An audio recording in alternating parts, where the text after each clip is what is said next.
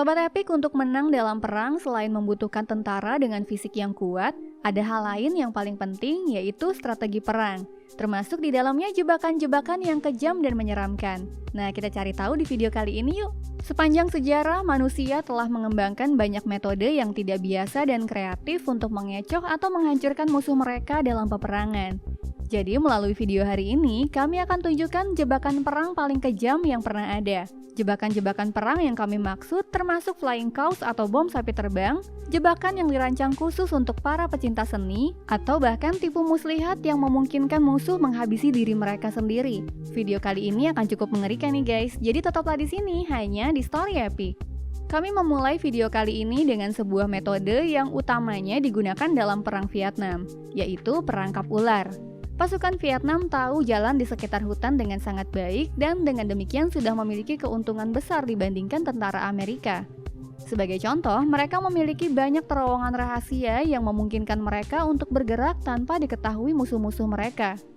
Hal ini memungkinkan mereka untuk muncul di belakang garis musuh pada malam hari dan menyembunyikan ular-ular yang sangat berbisa di dalam ransel, wadah senjata atau persediaan makanan yang tentu saja menggigit para tentara Amerika tersebut ketika mereka tanpa curiga membuka perangkap ular itu.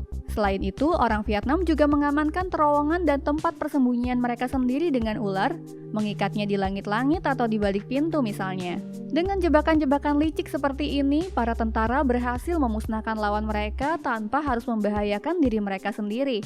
Bahkan jika musuh memiliki senjata yang lebih kuat atau jika tentara Vietnam kalah dalam jumlah. Mari kita lanjutkan dengan apa yang disebut flying cows atau bom sapi terbang.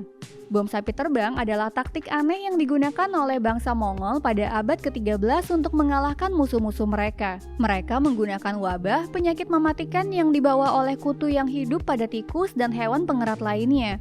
Bangsa Mongol menginfeksi sapi-sapi dengan wabah tersebut dengan cara membuat mereka bersentuhan dengan kutu atau dengan menyuntik sapi-sapi dengan darah dari orang atau hewan yang terinfeksi. Mereka kemudian melemparkan sapi-sapi tersebut ke tembok-tembok kota yang dikepung dengan ketapel dengan harapan bangkai-bangkai sapi tersebut akan menyebabkan epidemi di antara para penduduk.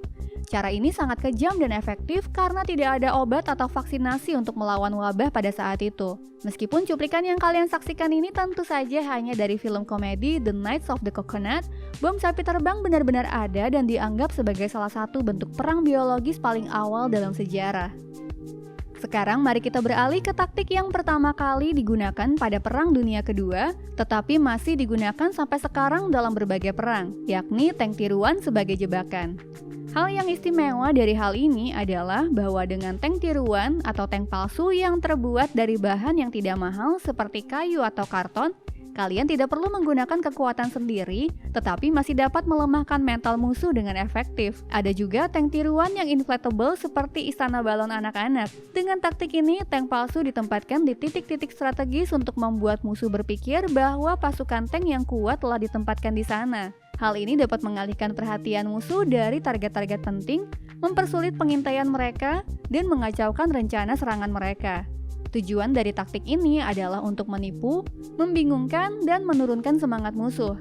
Selain itu, tank palsu juga dapat digunakan untuk mengelabui musuh agar membuang amunisi dan dukungan udaranya di tempat-tempat yang tidak penting. Dengan demikian, lawan kemudian memiliki lebih sedikit amunisi yang tersedia ketika mereka kemudian bertemu dengan tank dan tentara yang sebenarnya.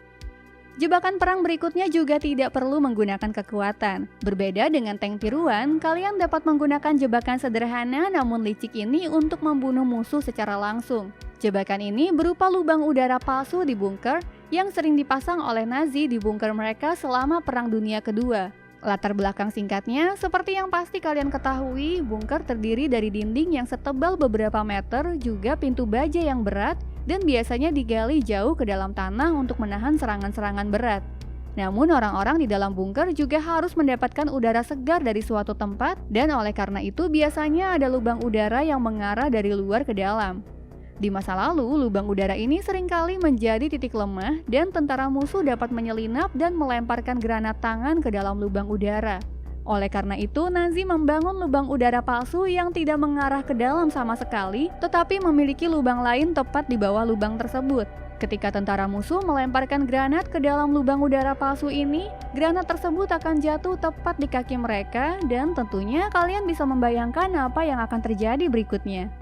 Namun jebakan perang tidak hanya digunakan pada perang sebelumnya. Bahkan sampai hari ini tentara masih menggunakan metode yang kejam untuk menghabisi musuh-musuh mereka secara diam-diam. Contoh yang paling baru adalah perang Ukraina. Di sini pasukan Rusia tidak hanya menyerang tentara Ukraina, tetapi juga mencoba menyakiti penduduk sipil dengan jebakan-jebakan kejam. Dan para tentara Rusia tersebut melakukannya justru ketika para penduduk sipil merasa sangat aman.